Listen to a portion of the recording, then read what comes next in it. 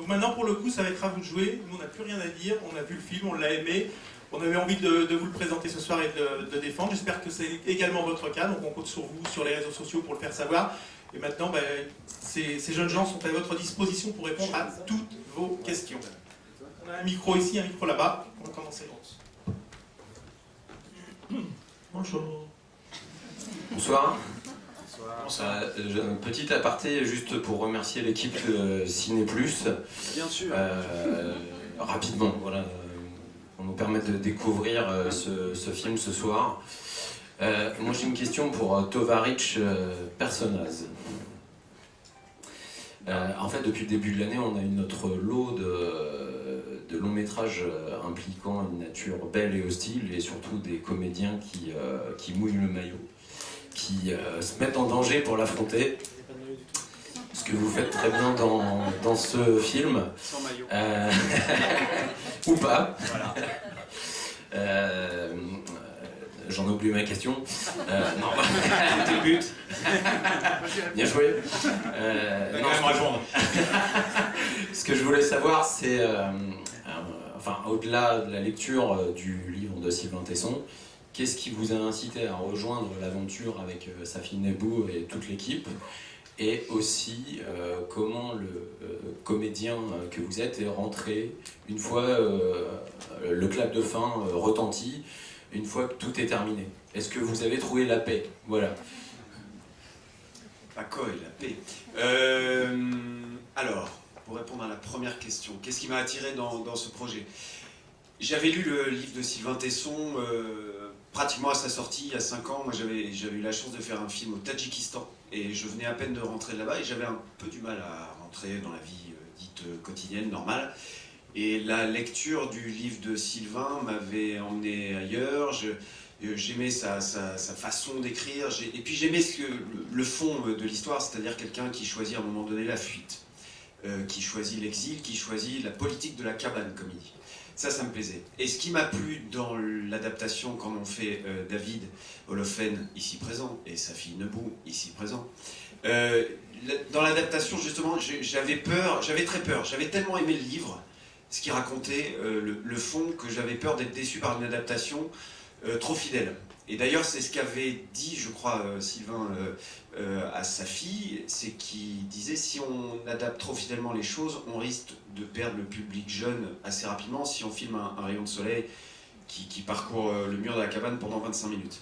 Et le fait qu'ils aient rajouté du romanesque, qu'ils aient rajouté ce personnage joué par Yevgeny Sidikine, en plus on a eu la chance d'avoir un acteur prodigieux, vous avez pu le voir, tout ça m'a incité, et puis surtout, se dire que dans un paysage cinématographique français qui, parfois, est un petit peu, comment dire, qui a parfois tendance à se formater, d'avoir la possibilité d'aborder un genre un petit peu différent, qu'on n'a pas l'habitude de faire en France, ou qu'on n'a plus l'habitude de faire, ça aussi c'était assez excitant. Après, sur l'histoire du retour, comme on revient de là-bas, on revient forcément changé en tant qu'homme, en tant que comédien, même si les deux se rejoignent vachement dans ce film-là, parce que on joue pas réellement, il m'a mis dans des conditions de découverte permanente. Donc il y a plein de choses qu'il a saisies sur le vif. Donc après, je peux la ramener et dire, ouais, bon, j'ai joué ça, voilà. Mais en fait, il y a des moments presque documentaires. Donc on n'en revient pas indemne, mais c'est pas forcément... Ce que j'aimais aussi dans le film, c'est que ça ne soit pas les méchants citadins contre les gentils de la nature. J'aimais aussi cette idée à la fin, vous venez de la voir, où ce personnage rentre apaisé, bien, parce qu'il a eu cette parenthèse. Et moi j'ai eu un petit peu la même chose, c'est-à-dire de me dire, et je crois que ça a été le cas pour beaucoup de gens dans l'équipe, de se dire, voilà, on sait qu'un endroit comme ça existe, il est encore accessible. Bon, certes, il est un peu extrême, il en existe d'autres moins extrêmes, mais au moins on sait que ça existe et qu'on peut y retourner quand on veut. Voilà. Enfin, je parle beaucoup déjà. J'ai mis le... Hein, tu es passionnant. Le curseur. Bonsoir, c'est une question pour Ibrahim. Se retrouver avec un personnage là qui tout d'un coup à une trompette, c'est quand même une gentille coïncidence. Je te suis depuis longtemps et je trouve que la musique nous plonge vraiment bien dans cet univers. Tu as travaillé comment pour mettre ce merveilleux paysage et cette merveilleuse histoire en musique? D'abord, on a beaucoup parlé avec sa fille de ce qu'on avait envie de partager, les points communs qu'il devait y avoir entre la musique et la photo et l'image, c'est-à-dire cette sérénité, cette plénitude, ce côté épuré et à la fois d'aller chercher d'aller chercher la dimension grandiose, mais sans aller vers le grandiloquent. Voilà, d'essayer de donner la valeur à l'image, que l'image mérite, sans en faire trop. Donc voilà, il y a eu pas mal de discussions sur ces choses-là au départ. Et ensuite, j'ai travaillé sur les images directement. J'ai composé en ayant les images devant moi, souvent en présence de sa fille.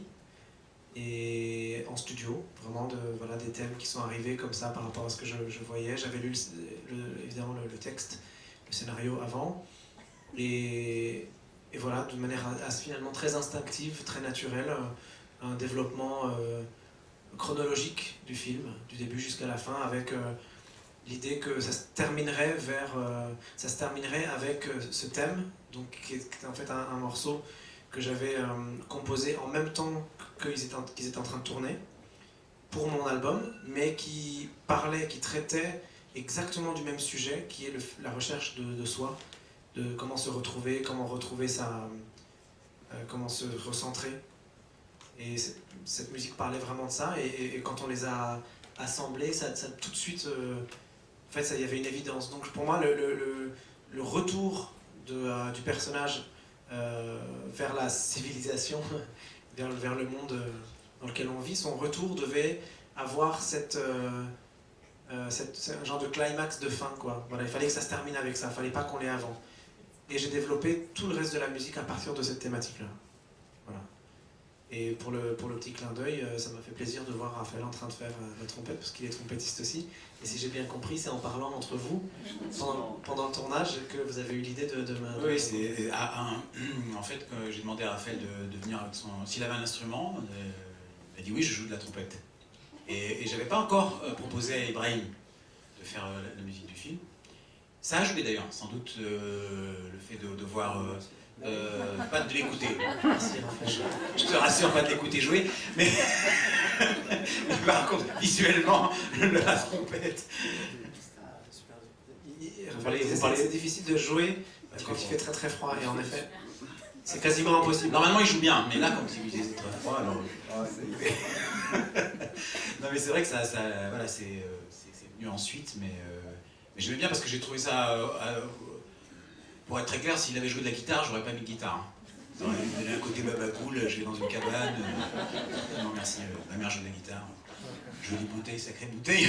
J'avais pas trop envie. Oui, moi je me lâche. Merci pour cette question qu'on m'a pas posée d'ailleurs.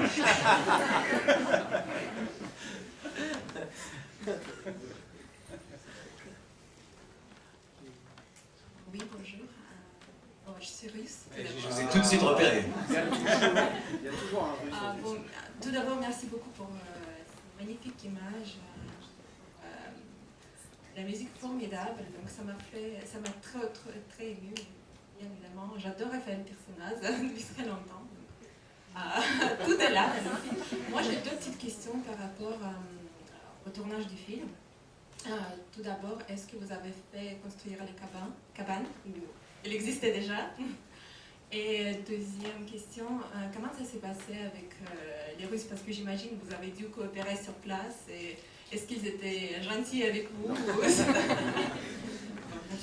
Il y avait une base de cabane déjà, et à partir de cette base-là, on l'a très très largement adaptée pour pouvoir qu'elle puisse pas, puisque le cinéma demande du recul, la distance, même si le lieu est petit, il faut qu'on puisse nous derrière se placer, quoi. Oui, il y a eu des adaptations, le site était particulièrement beau, a eu de la chance parce qu'en plus la glace qui a figé face à la cabane, ce qu'on appelle les taros, voilà, c'est un cadeau des dieux sublime face à juste pile poil face à la fenêtre, je veux dire. Voilà, après avec les Russes, bien sûr, oui, on a fait que collaborer, et évidemment, il y avait beaucoup de... Et avec des gens du cru, vraiment, des gens du Baïkal, des gens de l'île de l'Olron. La plupart sont pêcheurs, quand le lac n'est pas glacé, et l'hiver, ils promènent des touristes, bon, c'est pas un tourisme de masse, hein, qui viennent se balader et, voilà, sur le lac. Le lac fait 800 km de long, donc les gens donc ils sont devenus la chauffeur, la constructeur, la régisseur, et je dois dire qu'on s'est, la vodka aidant aussi, mais très très bien entendu. Bonsoir, je suis encore une Russe ici. Je m'appelle Irina et je viens d'Irkoutsk, de Baïkal. Et j'y retourne à la fin de la semaine. Et on est venu ce soir de la Haute-Savoie ici, justement pour regarder ce film, pour que je parte avec ces images dans la tête, parce que j'ai plein d'amis qui ont participé au tournage. Igor Shanko qui a aidé à construire la cabane. Voilà, Alona qui a joué la vendeuse du kiosque, c'est une de mes meilleures copines. Je pense que de la part de eux tous, pas que de ma part, en fait, je voulais vous dire un immense merci pour ce que vous avez fait. Le travail de chacun, la musique, c'est génial, ça correspond vraiment, à mon avis, à moi qui passe quand même la moitié de l'année au Baïkal, tout le temps au lac, en hiver, en été. Ça correspond tellement à ce qu'on voit nous, à ce qu'on ressent nous quand on voit le lac gelé, la glace et tout. Et même l'histoire, ce contact des Russes avec les Français, parfois on est brut, parfois d'un coup on devient... tout le monde devient frère pour nous, etc. Donc j'ai tout vu et puis j'avais le cœur qui battait pendant tout le film. Donc je vous remercie beaucoup. Je n'ai pas de questions, je voulais juste vous dire merci. Alors, si vous pouvez dire à votre amie qui était à la gare, mais elle est fabuleuse cette femme.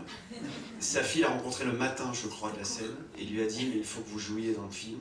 Et elle avait une voix, cette femme, vous lui direz. Moi, elle avait une voix elle m'a toujours ému cette voix. Quand je revois le film, quand elle me dit You are free, et c'est immédiat. Cette femme avait une bonté dans son cœur qu'on entendait par sa voix, et je suis content, vous le direz. Oui, mais avec un grand plaisir. En plus, il aurait fallu qu'elle chante aussi pour vous, parce qu'elle chante très très bien. Je te l'ai toujours dit. Et ça, la prochaine fois, avec plaisir.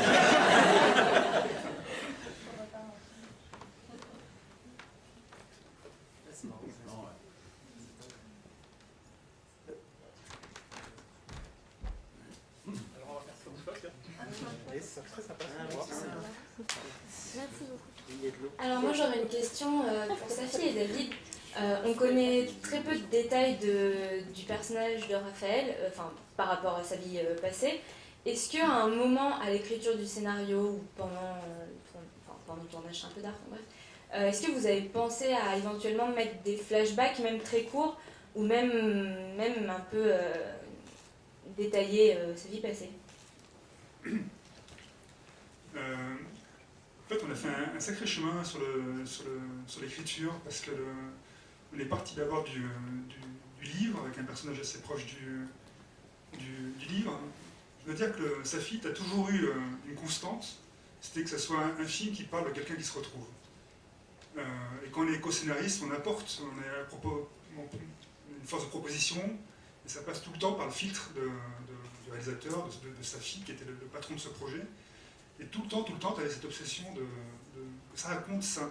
Alors pour raconter ça, on a pris plein de chemins différents avant d'arriver à celui-là. Ça a d'abord été un personnage plus proche de celui de Sylvain Tesson, avec beaucoup de voix off. Ensuite, ça a été la rencontre avec Sylvain qui t'a fait prendre le chemin différent.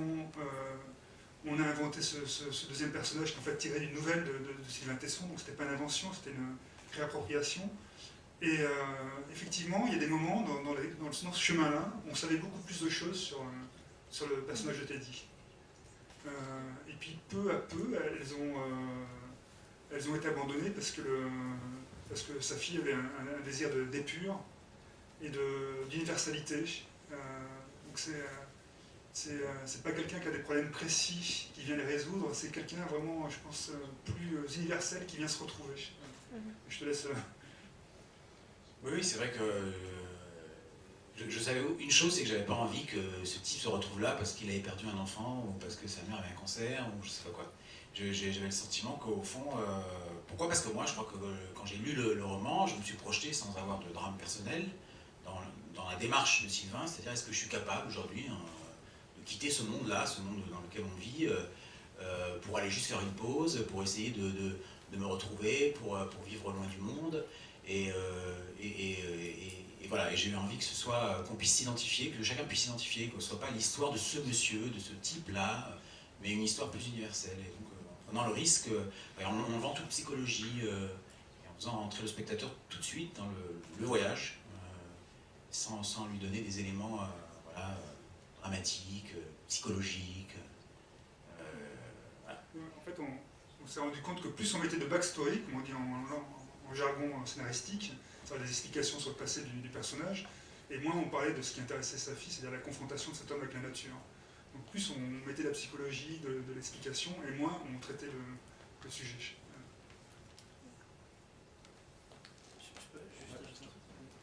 Je veux juste dire que j'adore le moment où Raphaël il dit chef de projet multimédia.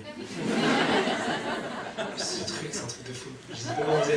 Non, mais après, parce qu'après il fait. Comment dire? Il rajoute une espèce de petit. Comment t'expliquer, disons? C'est quoi ce métier d'ailleurs? C'est vrai, on ne sait pas trop quoi. C'est des métiers.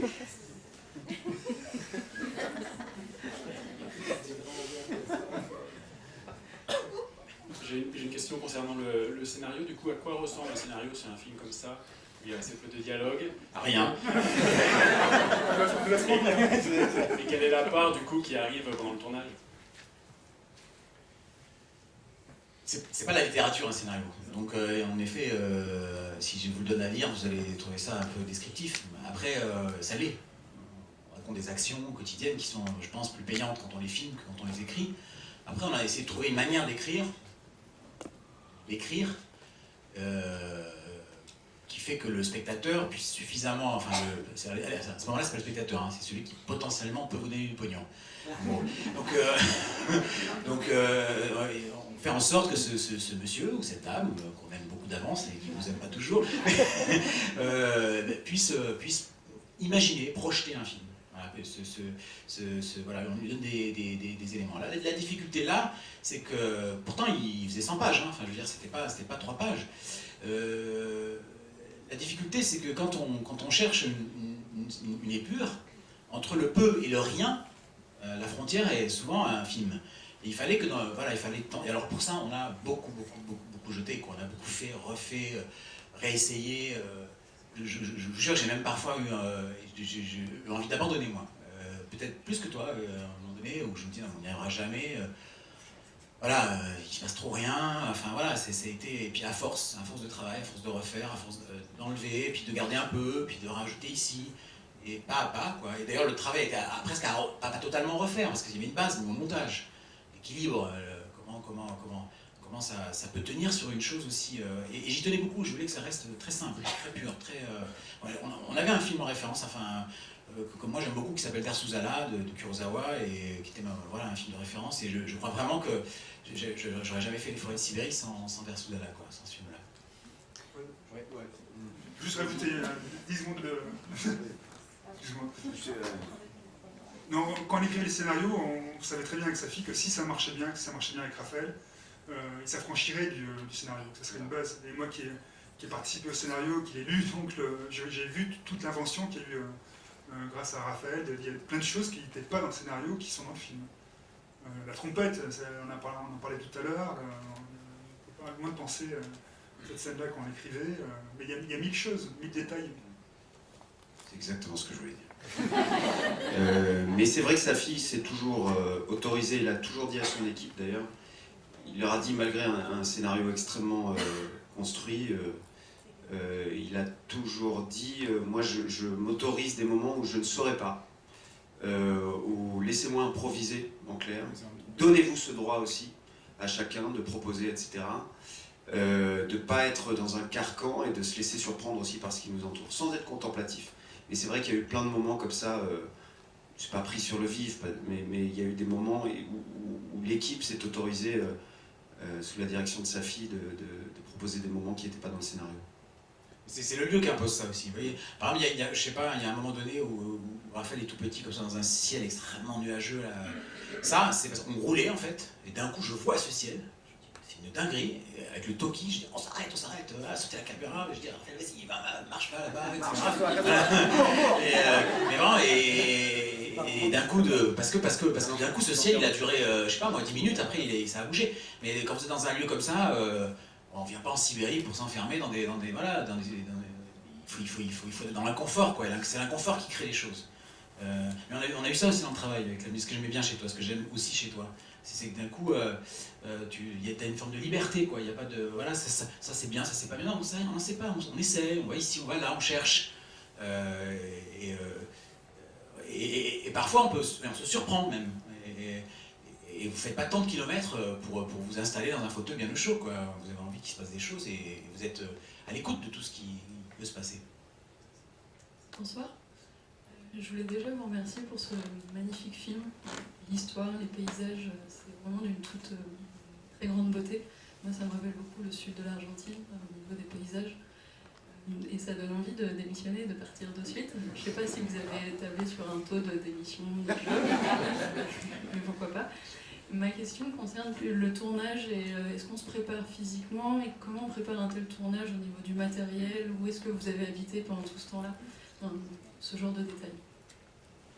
Alors oui, le matériel bien sûr. Oui, en fait, tout le matériel a été testé à moins 30, à moins 40 même, donc en chambre froide. On a créé des housses spéciales qui ont été cousues pour les caméras. Les câbles son aussi, parce que sinon ils cassent avec le froid. On avait prévu plusieurs caméras, notamment 2 caméras pour pouvoir travailler en intérieur et en extérieur, parce que si vous passez du chaud au froid, il se passe quoi? Vous avez de la buée. Il faut attendre 1h30 avant que ça... Voilà, donc il fallait des températures. Il y a toute une organisation au niveau du matériel technique qui est inévitable. Et puis pour nous aussi, voilà, on a à peu près 4 couches. Pas des couches. Mais oui, il vient de cette évidente. Toi qui n'étais pas ta cette couche. Mais crois-moi à supporter ça. Je me dis, quand tu dis on s'autorise à faire des trucs qui n'étaient pas prévus, là par exemple c'était pas prévu. Quand je parle, dis-toi que rien n'est jamais prévu. Non, c'est ça. Voilà, donc c'est vrai que vous êtes obligé d'être... Voilà, il est impossible d'avoir froid. On ne peut pas rester toute la journée dehors si vous avez froid. Donc voilà. Le problème, c'est qu'il y a certains corps de métier, comme la pointeuse par exemple, qui ne peut pas avec des gants, qui doit travailler sans gants, donc on les enlève, on les remet. Le froid est saisissant, quoi. Mais il fait beau, il fait très beau.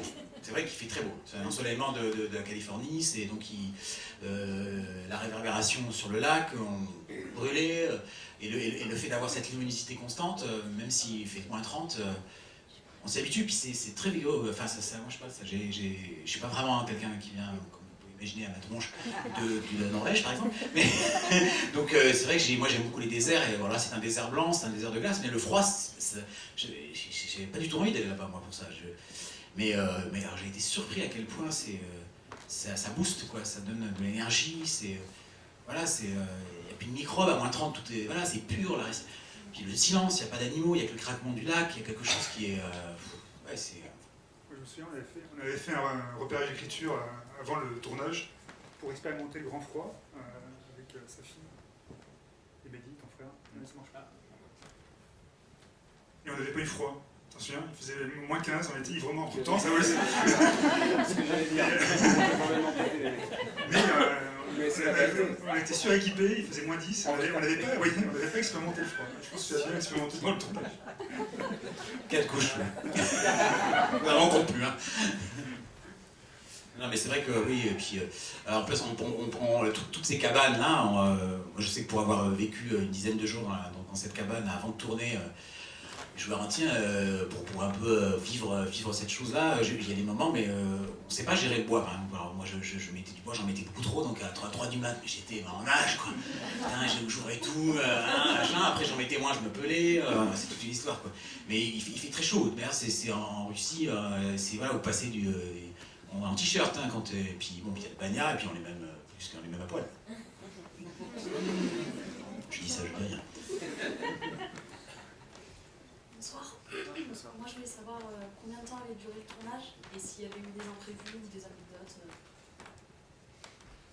Le tournage, 52 jours. Après, il y a eu des voyages. Un voyage qu'en effet avec Raphaël avant l'écriture, ensuite des voyages de repérage. J'ai dit quoi? J'ai dit Raphaël? Il dit c'est David, lui. C'est fou, non, c'est dingue. Et c'est ça. Un détail, mais non, mais c'est... Ça ne veut rien dire pour toi, mais pour moi, enfin. Et donc, on a 52 jours, c'était... c'est un film, on n'a pas beaucoup de budget, on n'avait pas beaucoup d'argent, pas beaucoup de moyens, et il y a une chose sur laquelle vraiment, c'était sur le temps. C'est le cas de dire, vu la thématique du film, mais je voulais avoir du temps, comme tu dis, le temps de se tromper, le temps d'essayer, le temps voilà, et donc 52 jours, c'est ce qu'il fallait pour pouvoir tenter, chercher sur des petites choses. Et après, vous avez une autre question. Après, c'était s'il y avait des anecdotes. Des anecdotes. Des choses croustillantes, quoi. Du croustillant, du coquin. Je peux vous dire qu'il n'y a pas beaucoup de trucs coquins en Sibérie. C'est pas vrai. C'est pas vrai. Irkoutsk, c'est 5 heures, 6 heures de voiture de là où on était. Hein. Ah. Mais il faut aller. Et là, par contre. Oula. Non, je peux regarder. Il y a quelque chose qui a été assez beau. Puisque vous avez vu le film, évidemment, toute la fin, ce moment, le lac craque, ce qu'on appelle la débâcle, c'est évidemment quelque chose que. C'était marrant de ne pas l'avoir, de ne pas le filmer, je veux dire. C'était impossible. C'est tellement beau, et voilà, et ça racontait tellement quelque chose dans l'histoire qu'on a. Tous les jours, les pêcheurs venaient mesurer la glace, chacun avait à dire si oui, sinon, si peut-être, demain, dans 3 jours, dans 10 jours. Avant, il y avait tout un aller-retour, on devait repartir à Paris quelques jours, on a quand même laissé une équipe là-bas en se disant que, bref, on arrive, et puis ça va très vite, hein, ça se fait en 3-4 heures. Boum. Et le matin, Arnaud Humann, qui est notre régisseur, qui travaille là-bas, que tu connais peut-être, voilà, qui est une figure, le livre d'ailleurs de Tesson lui est dédié, un certain grand ami de Sylvain. Me dit sa fille, j'ai une mauvaise nouvelle, la glace a cassé pendant la nuit et tout s'est barré vers le large, quoi. Donc on est passé de la glace à l'eau et j'ai pas pu le filmer. Alors là, je vous dis, je n'ai pas pleuré parce que je suis un homme, mais non, mais j'étais vraiment triste, quoi. J'étais plus que triste. Alors on est parti, ce qu'ils disent, et non mais je pleure là. Et là on arrive à la cabane. En effet, toute la glace elle est barrée au loin. On commence à tourner 2-3 choses autour, et d'un coup, le vent se lève. Très fort, mais vraiment d'un coup, quoi. Et là, il se lève, non seulement il se lève, mais il nous ramène toute la glace. Mais vraiment comme si j'avais dit top la glace à l'américaine, fait péter. Et là, ça a tout arrivé. Tout revenait comme ça. On était comme des dingues, vite la barque, machin, les caméras, le drone, on y va, et toute la glace que vous avez devant, elle est en fait, 2 heures avant, elle était partie. Et tout est revenu. Et c'est revenu le temps qu'on est à tourner. Là, vous avez vu ces morceaux de glace qui se lèvent là dans la caméra de J-Port, là, c'est un cadeau du ciel. Forcément, on y était, mais il s'est levé devant sa caméra. Il était comme un fou, il courait partout. Et c'est magique, quoi. Ça, c'est une anecdote. Pour moi, c'est peut-être le moment le plus fou, quoi. Vous dites, oh là là. Moi j'ai une question de spectateur. Comment tu savais que ça allait pas péter la glace où tu marchais? Instinct. On a préparé. Expérience. En fait, il y a des rushs, notamment un rush où je marche sur un bout de glace qui s'effondre comme un Mr Freeze. Vous voyez? Vous avez déjà mangé un Mr Freeze? Mais jamais marché dessus. Ouais, voilà. Et là, j'ai ma jambe qui s'est enfoncée totalement dans l'eau. Là, j'ai eu le temps de la retirer. En fait, on voit sous ses pieds la glace qui devient noire, qui se gorge d'eau. Donc ça fait un peu peur, et puis ils sont tous là sur la rive à dire c'est super, bouge pas, c'est génial. Ça t'en peut plus, tu te dis bon, l'eau est à 2 degrés, en dessous il y a 1500 mètres, ça va. Non mais ça c'était un vrai moment le vrai moment de frayeur du film, parce que mine de rien quand vous êtes sur ce petit bout de glaçon qui dérive Il y a le son un peu cristallin de tous ces blocs de glace. Et puis clairement une équipe qui s'intéresse qu'à son image. Et le reste ne l'intéresse pas. Puis de toute façon c'est la fin du film, donc tout a été mis en boîte. Là vous avez un petit peu peur. Voilà. Et c'est là où vous découvrez la vraie nature humaine de Safi Nebou. C'est pas beau à voir. C'est pas joli. Et d'ailleurs, excusez-moi, je me permets juste d'enchaîner. Quand vous êtes rentré dans la glace pour la baignade, est-ce que vous étiez à ce moment-là sécurisé ou pas? Parce que c'est quand même vraiment dangereux au final de... Vous voulez dire la scène Un peu coquine. un peu non, mais en fait, c'est marrant, je l'appréhendais celle-là, je me suis dit, mon cœur va pas tenir, là. Moi j'ai du mal. Non, j'ai eu peur. En fait, sortant du banya, donc du sauna russe, votre corps est très chaud. Et donc vous sortez, comme vous le voyez, quoi, on est fumant, et en fait, le temps d'aller dans l'eau, vous n'avez pas... l'eau est à quoi, 2-3 degrés. Donc vous arrivez à y rester une petite minute, bon, au bout d'une minute 5, là, ça commence un petit peu à picoter. Et puis en fait, le plus dur, c'est la sortie, parce que là, il fait -20, et donc l'eau s'accroche sur vous assez vite. Donc là, il faut vite retourner dans le banya. Donc moi, j'ai passé ma journée de cette séquence à aller du banya jusque dans l'eau, à poil. Avec sa lance, quand même. Avec ma lance. Top crédibilité. Et une équipe qui s'en fout parce qu'il y a un ours, et bon, voilà, ça fait un peu plus peur. C'est vrai, mais et après moi j'avais dit à Raphaël, dès que c'est insupportable, c'est toi qui décides, tu lèves la main et on coupe et tu sors, quoi. C'était nous qui devait décider, mais c'est vrai que voilà. Puis il fallait gérer l'ours. Ce qui était compliqué en termes de caméra, c'était d'avoir à la fois Raphaël et l'ours. Et bon, autant Raphaël, j'arrivais à le diriger à peu près. Plutôt bien. Mais alors l'ours, c'est moi. Oui. Non, mais l'ours qui s'appelait Micha. C'est Micha, hein, Micha, évidemment, il était un peu difficile à gérer. Et j'ai toujours dit que lui aussi était à poil. Cadeau. Voilà. Elle est vieille maintenant, mais bon. On cherche. Bonjour et félicitations, très beau film. Justement pour enchaîner, j'allais poser un peu la même question à propos de la scène avec l'ours là. Donc c'était un ours entraîné, enfin qui sert pour des tournages ou vous l'avez trouvé comment? Et puis quand même, non mais je me suis sur internet, sur eBay. J'ai tapé ours, pas cher, pour faire le film. Et voilà, j'ai eu plein de messages.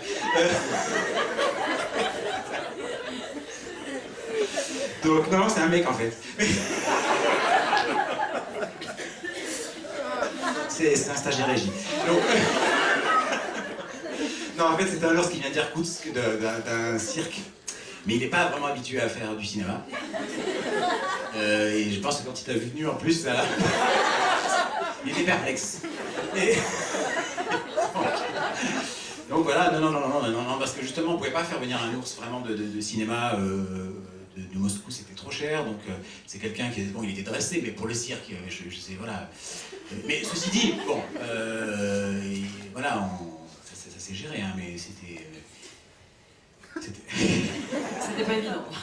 Non, c'était pas pour moi, c'est la journée la plus compliquée, oui, parce que voilà, quand il veut pas aller un peu là ou un peu là, c'est oui, bon, Micha, bon, bah, vous pouvez pas gérer quoi. Donc il faut attendre, il faut le placer, puis il faut, voilà, et puis il avait pas envie, il remontait. Bon, à la fois, ce qui était marrant, c'est qu'il de lui-même, il est là, gratouillé, c'est devenu assez comique, et finalement ça m'a plu, quoi, l'idée que lui puisse rester dans le froid pendant que l'autre il était là gratouillé. Je trouvais ça plutôt drôle, quoi. Non mais c'est ça, je m'inquiétais pour Raphaël quand même, parce que à poil dans le lac Baïkal, c'est... Enfin c'est dangereux. Enfin je veux dire, on peut mourir, quoi, l'eau à 2 degrés, C'était toi, hein, moi. Ceci, je m'y suis baigné aussi. Hein. Ah oui? Ouais. Parce que moi j'y suis allée en été, j'ai pas pu me baigner, donc j'ai mis juste le bout du Il s'est papier. baigné, mais 2 mois après. La glace avait fondu, non mais je rêve. Il n'y a eu aucune solidarité dans cette équipe. Moi je vais vous parler franchement de cette équipe. Parce que là, c'est bien joli, on est en promo, tout le monde s'aime, ça a été l'enfer. Les mecs me laissaient dans l'eau glacée alors qu'il y avait cet ours menaçant qui s'approchait de plus en plus. Ils disaient, ne bouge pas, le plan va être excellent. Voilà, c'est ça la réalité. Ah, là, tu dis plus rien. Non, mais... Sinon, j'avais une autre question par rapport au tournage, parce que vous avez dit 52 jours, mais combien de fois vous êtes allé au lac Baïkal? Parce que j'imagine que vous y êtes allé plusieurs fois Tout le faire temps. les retours. On y est tout le temps. Parce que vous y êtes à plusieurs saisons, donc vous avez fait combien de voyages là-bas en fait? Pendant le tournage, on a passé 2 mois et demi d'affilée, sans rentrer. Et au bout de 2 mois et demi, on est rentré 4 jours à Paris. Autant vous dire que... C'était 2 mois et demi en été ou en hiver? En hiver, de février, début février à mai. Et on est revenu pour la débâcle, donc pour le moment où la glace casse. Voilà. Donc il y a eu... Ouais. Ça fait 3 mois et demi en tout. Ben non. Alors attends. Non. Non, je suis pas d'accord avec ça. 2 mois et demi. 2 mois et demi. 4 jours à Paris, et puis on revient une petite semaine. Et je voulais savoir où c'était filmé, plus exactement. Est-ce que vous avez filmé au bord du lac ou sur l'île d'Olcon? Il y a une grande partie sur l'île d'Olron, donc ça c'est une grande partie de la cabane qui a été construite là, enfin aménagée. Et il y a une partie qu'on a tournée plus au nord, 200 km au nord, c'est ça qui était plus proche de la vraie cabane de Sylvain, qu'on a été voir un petit peu en pèlerinage comme ça. Et là on s'est vraiment rendu compte de la folie du mec hein, quand même, d'aller dans un endroit qui a 5 heures de patin, de marche, je sais plus, de la première habitation. Ce qui pour lui représentait une promiscuité assez grande quand même, avec son premier voisin. Il disait que pour le Baïkal, c'était pas assez espacé. Et d'ailleurs, ces 10 jours qu'on a passé le plus loin de l'île d'Olron, le plus au nord, c'était vraiment le moment où on était totalement déconnecté. Totalement. Aucune connexion, pas de téléphone, etc. Et ça a été le moment le plus heureux. Alors je ne devrais pas dire ça, ici il y a des salles, on est tous comme ça, mais d'hyper connectés. Mais c'est vrai que d'un coup, ça a permis une grande... vous parliez des anecdotes, là, il y a eu une chaleur incroyable entre les gens. Non, mais il y a eu un vrai partage à ce moment-là, au-delà de la petite blague, mais ça a été assez étonnant. D'accord, merci. Donc la cabane, elle est sur l'île en fait? Oui, absolument. Elle est toujours là. Vous voulez y aller? Bonsoir, ça tombe bien, j'enchaîne, je voulais parler de Sylvain Tesson. Je ne sais pas si vous l'avez vu, mais France 5 avait diffusé au moment de la sortie du livre un documentaire. Et je sais que pour lui, ça avait été compliqué d'accepter la présence d'une caméra, même sur quelques jours. Et je voulais savoir quel rôle il a eu pour le passage au long métrage cinéma, sur le scénario peut-être, sur le nom du personnage, sur le métier qui n'est pas le même, sur est-ce qu'il est venu vous voir, est-ce que Raphaël l'a rencontré, tout ça. Alors, sur le scénario, il nous a laissé complètement libre. Je lui ai juste parlé de l'idée du russe, quoi, hein, qui était l'idée maîtresse par rapport à son roman. Après, non, on a écrit complètement librement, et à un moment donné, on a décidé de lui faire lire. Il a beaucoup aimé le scénario, il m'a écrit une très belle lettre d'ailleurs suite au scénario. Il a beaucoup aimé ce personnage. Ensuite, il a eu un grave accident, ce qui fait qu'il était prévu qu'il vienne sur le tournage, mais il n'a pas pu. Par contre, il est venu en convalescence dans la cabane du film. Une espèce de mise en abîme, ça c'était assez fou. Il est resté 3 semaines. On a d'ailleurs des images où il a été filmé, où il parle dans la cabane du film, dans ton lit, à ta table. Enfin, vraiment, il a vécu là, dans cet endroit. Ensuite, il a vu le film, qu'il a beaucoup aimé, et il est d'ailleurs assez présent avec nous, encore tout à l'heure, à la radio et dans des magazines. Il m'a dit, moi j'aurais adoré rencontrer cet homme et vivre cette histoire d'amitié, dans ce périple solitaire. Et il est très présent avec nous, et tu l'as rencontré. Et tu l'avais rencontré déjà avant toi? Oui. Voilà, c'est vrai. Je l'avais rencontré il y a 3 ans, parce que, comme je disais tout à l'heure, j'avais lu son livre 5 ans auparavant, j'avais lu d'autres de ses livres, et par un ami en commun, voilà, on me l'a présenté, et il nous avait invités à boire, on était, je sais pas, 7-8, il nous avait invités à boire des verres chez lui, donc on avait bu un peu de vodka sur des champs russes, en mangeant un pâté de crocodile, enfin, des choses totalement normales, et le mec était sorti par la fenêtre à un moment, il était au 6e étage, et était rentré par la porte, donc bon, on voit à peu près le personnage que c'est. Après, moi j'ai eu la tentation au début de me dire, tiens, parce que c'est un vrai personnage que j'admire en plus, Sylvain, de singer certaines attitudes que j'avais pu voir dans le documentaire aussi. Et en fait, rapidement, on s'est éloigné de cette idée qui... Peut-être qu'on a gardé des lunettes, voilà, qui sont un petit peu ressemblantes, mais sinon, non, il s'agissait d'inventer un tout autre personnage tout en conservant l'essence, quoi, la philosophie de Sylvain. Les lunettes et les livres. Et les livres, ouais. Les livres qui sont souvent les mêmes. D'ailleurs, c'est la liste de Sylvain. Ouais. Les 2 micros sont là-bas.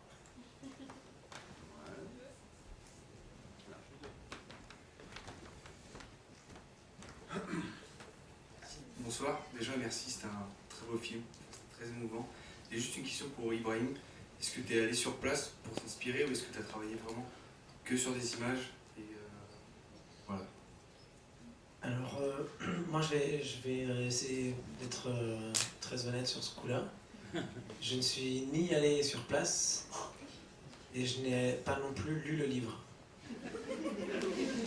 Et J'ai jamais vu le film.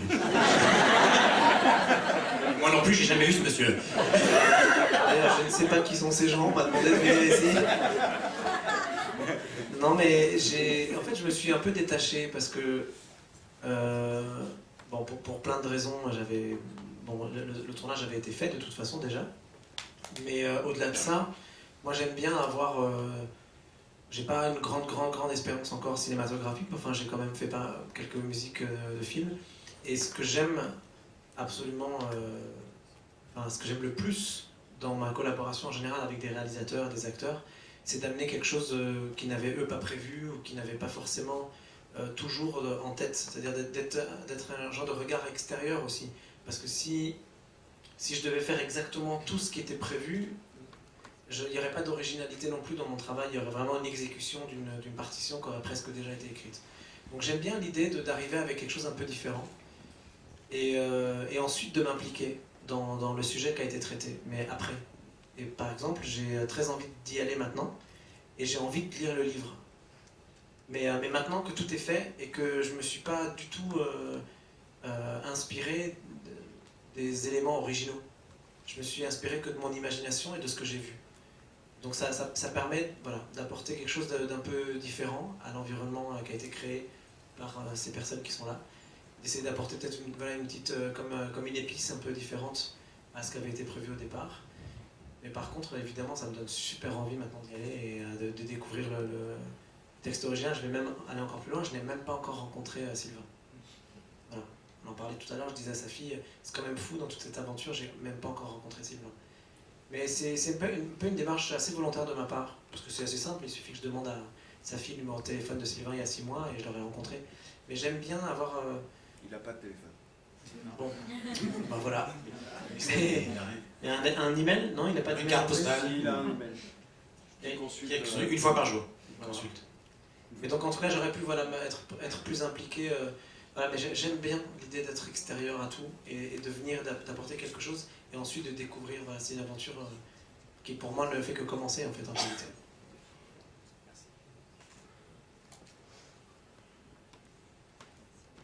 D'autres questions? J'ai peut-être une question pour David. Est-ce que justement, ce que racontait Ibrahim, qui disait qu'il n'était pas allé sur le tournage, que ça lui avait donné envie, cette envie d'aller maintenant poursuivre l'aventure à ce niveau-là, est-ce qu'il n'y a pas une frustration finalement à donner les clés à un réalisateur, à un acteur, à une équipe technique de cette grande, immense aventure, et en restant finalement soi-même à Paris est-ce qu'il n'y a pas une petite frustration à un moment de se dire, voilà, je leur ai donné les clés du truc et... D'une part, j'ai pas donné les clés du truc, vraiment c'est pas du tout le sentiment que j'ai eu. Comme je redis tout à l'heure, on a écrit tous les deux, mais avec le filtre de Safi, ça a toujours été convenu comme ça. Safi est venu me chercher parce que Loin des hommes avait des similarités. C'est un film qui se passait dans le désert, c'était une histoire d'hommes, etc. Donc je le redis, moi j'étais une force de proposition, aussi bien que je pouvais, qui passait par le filtre de Safi. C'est son filtre qui est parti là-bas, c'est pas le mien. Il n'y avait absolument aucune frustration. Et puis une deuxième réponse, c'est qu'on a fait ce voyage avec sa fille avant le tournage. Moi, c'est peut-être le voyage le plus beau que j'ai fait de ma vie. On est allé dans la cabane de Sylvain Tesson, donc 200 km plus au nord du tournage. On est allé sur ses traces. vraiment coupé de tout, parce qu'on a passé, je pense, 10 jours complètement coupés des communications, etc. Ça nous a fait un bien fou. Donc déjà par ce voyage qui était vraiment extraordinaire, et par le fait que dès le départ c'était convenu que c'était encore le logiciel de sa fille qui était nourri et qui partirait là-bas, il n'y a aucune frustration. Et troisième élément de réponse, quand je vois le film, il y a encore moins de frustration. Il y a encore des questions? Vous avez tous très soif en fait, c'est ça. Comme vous avez tous très soif, moi je crois qu'on va poursuivre la discussion si vous voulez bien autour d'un buffet. Juste une petite dernière question, est-ce que cette immense aventure, est-ce que ça change la donne pour la suite? Est-ce qu'on peut repartir sur l'écriture d'un nouveau film, et pour Raphaël, sur des projets qui vont peut-être paraître pas plus fun, mais en tout cas plus classiques? Est-ce que c'est facile? Est-ce qu'on se pose la question une fois qu'on est lancé dans ce bas? C'est absolument pas facile, il faut beaucoup de temps. Mais bon, ça va, on commence à y arriver. Là, enfin moi j'ai ce sentiment, je sais pas pour toi Safi, mais que la sortie du film va un peu clore ce chapitre-là. On va le laisser maintenant, on va le laisser voguer. Non mais voilà, il faut un petit peu de temps pour s'en remettre, mais tant mieux, c'est ce qu'on recherche aussi, avec ce genre de film.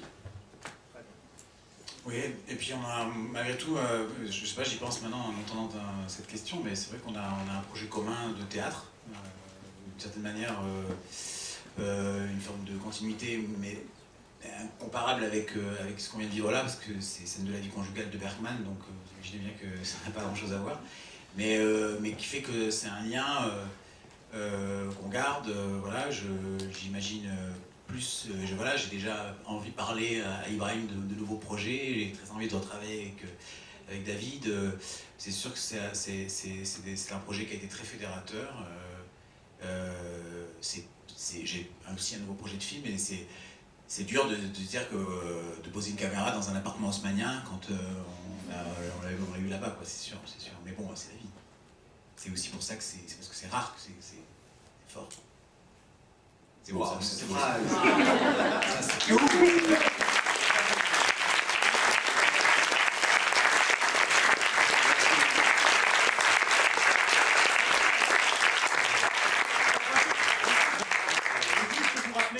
Sort mercredi prochain, donc pour le coup, si vous l'avez aimé, voilà, on compte sur vous, vous savez ce qu'il vous reste à faire, vous connaissez toutes les subtilités des réseaux sociaux, des blogs, voilà. N'hésitez pas à nous communiquer vos impressions, vos photos, nous envoyer tout ça, on a un grand plaisir de relayer les infos, et maintenant on vous attend au premier étage. Il y a un clip aussi qu'on a co-réalisé d'ailleurs avec Ibrahim sur le dernier morceau, le Red and Black Light, qui est visible, et voilà, qui est aussi assez magique à faire ça.